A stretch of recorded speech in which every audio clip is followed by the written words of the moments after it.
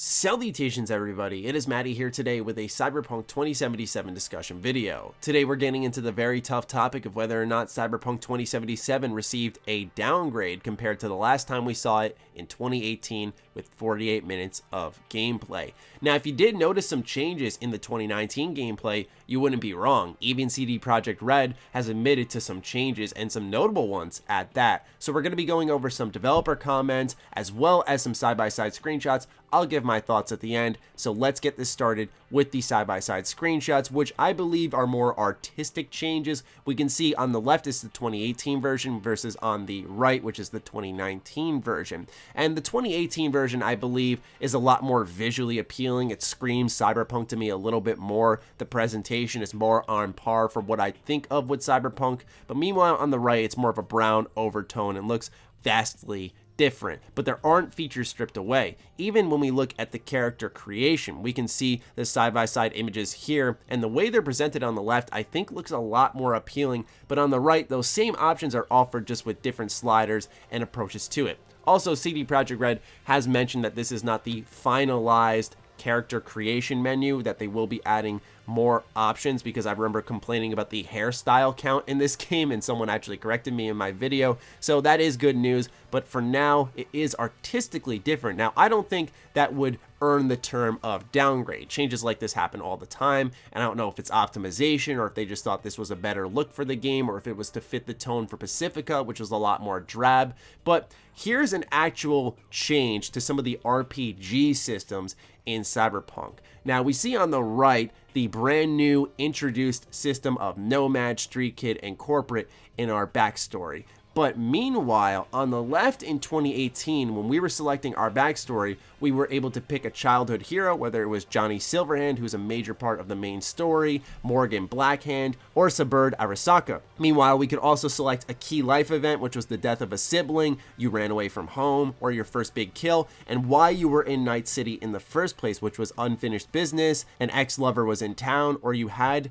something to prove. Now, it seems like what happened was in 2019, they really condensed the process because this was likely too vast of an attempt to create something with that many options to consider. Now, is it a downgrade? It depends on your approach. If all those options were accounted for in game and we were able to get the love and respect of each of those choices, no matter how you mix them, I would say yes, it's a downgrade. But also, I imagine if you condensed all these to 3 options, it was a lot more easy to make note of them during different beats in the story and give different dialogue options for more quests, because there was less to consider. This is something I've mentioned with a lot of RPG discussions, that sometimes condensing is good, because when you have too many branching ways to approach the story, a lot of those choices end up being meaningless and are there just to say, oh look, dialogue option that considers your character build, rather than something that actually gives you a unique experience based off the choice you made. We'll have to see it in practice, but I am a little disappointed to see that all those choices that we can make in our backstory are gone. It looked like it took the Mass Effect backstory and took it a step further, but instead they condensed the thing down into 3 backstories, which is still good because it's going to impact the introduction, which may have been the exchange for less choices in that character creation, but we'll have to see how it all plays out. What's really dragged the attention of Twitter is more so the changes to cutscenes and how they work in Cyberpunk 2077. Now, the following comments come from global community lead at CD Projekt Red, Marcin Mamo, who says, achieving full immersion in a first-person game is extremely important, and the decision made by the team to go 100% first person in Cyberpunk is something that will benefit it greatly from gameplay and storytelling perspectives. That said, players will still be able to see their characters in the inventory screen during driving sequences, in mirrors, and very occasionally in some of the cutscenes. Now, a lot of people were very disappointed by this, because one of the fun things with RPGs is creating your character and seeing the awesome person you made, or maybe the goofy looking person you made. But what's really strange about this decision is that in the deep dive gameplay we saw just a mere few days ago, they were really emphasizing cool, style, dressing up, trying to bridge the gap between nice armor but also look and fly as heck. But then you go 100% first person and tell us pretty much our encounters with our own character are going to be limited. And I don't know about you guys, but I found that a little disappointing. So yes, between some of the art changes, the RPG systems, as well as first person perspectives, there have been some notable changes. And we even saw some of these cutscenes rolling out in the first initial introduction for this game, where we saw V in her apartment. These are types of cutscenes that are no longer going to be available to the player. I still believe Cyberpunk's story will be good, but these are pretty significant. And also, this goes without mentioning something that I picked up on personally that I want to talk about, which is some of the differences in color palette. Now, this could just be because it's a different district. This is very common in open world settings, but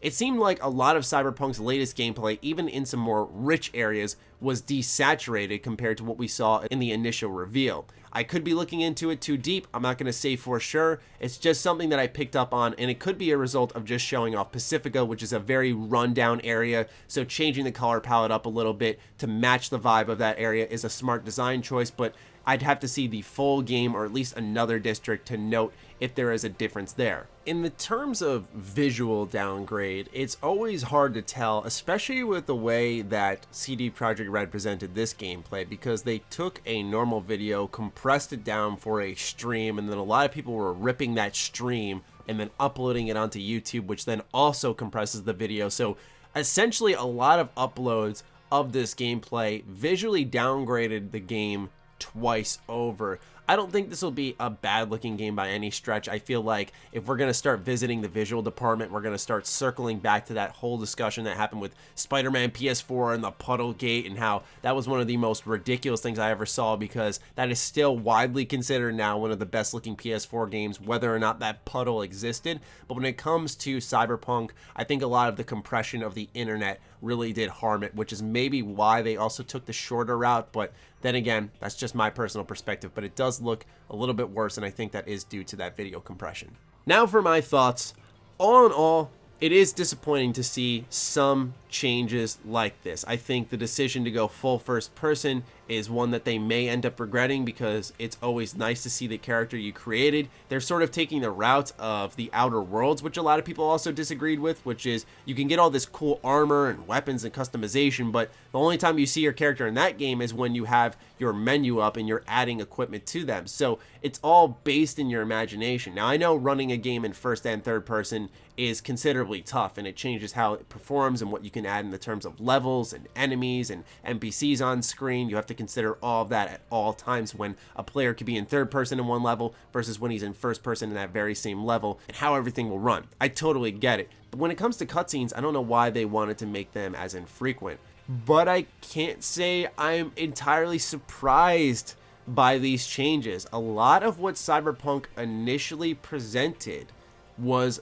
very, very impressive, where people were calling it a PS5 game, the next generation Xbox game. And while I've heard some say that's entirely untrue and that this game has had no problem running on current hardware, it just goes to show that CD Projekt Red is not immune to the same missteps as every other company. And this is something I've been trying to beat into the head of people for years, that CD Projekt Red is a fantastic developer, one of the best we have to offer in our industry. A great high standard has been set by them, but even they are not immune to missteps, changes in development, stuff along these lines. Overall, was the game downgraded? I believe that's up to interpretation based off whether or not you liked the former RPG systems versus what we have now. I believe it's up to interpretation of if you like the HUD from 2018 versus 2019. And I also believe it's up to interpretation on whether or not first-person cutscenes bother you or not. Because are those all notable downgrades